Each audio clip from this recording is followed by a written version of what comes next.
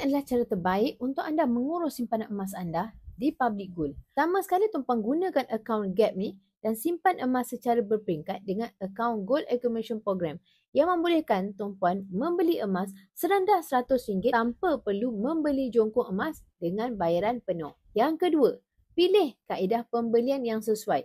Contohnya, jika tuan-puan ada duit lebihan yang tak nak digunakan dalam jangka masa panjang, tuan-puan boleh membeli emas secara outright purchase, iaitu buat bayaran penuh dan simpan sendiri di tangan.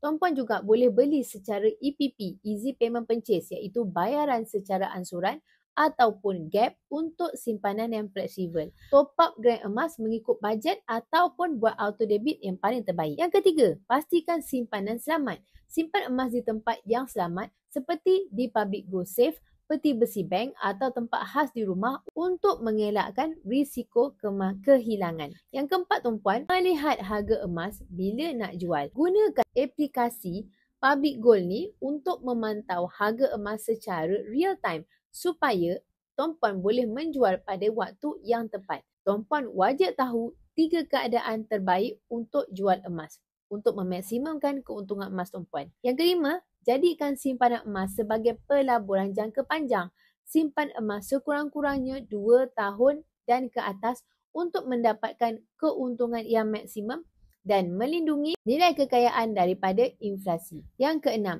gunakan emas sebagai aset kewangan.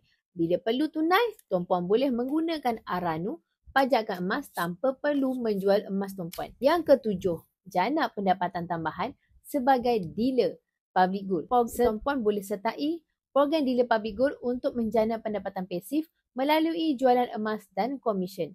Dengan strategi yang betul, simpanan emas di Public Gold boleh menjadi pelindung kewangan dan aset bernilai untuk masa depan kita semua. Tuan-puan, nak mulakan tak simpanan emas bersama Public Gold? Sekiranya nak, tuan-puan boleh klik link bio saya. Saya tunjukkan cara dan kaedah terbaik ikut bajet simpanan tuan-puan. Emas, pasport kekayaan kita semua.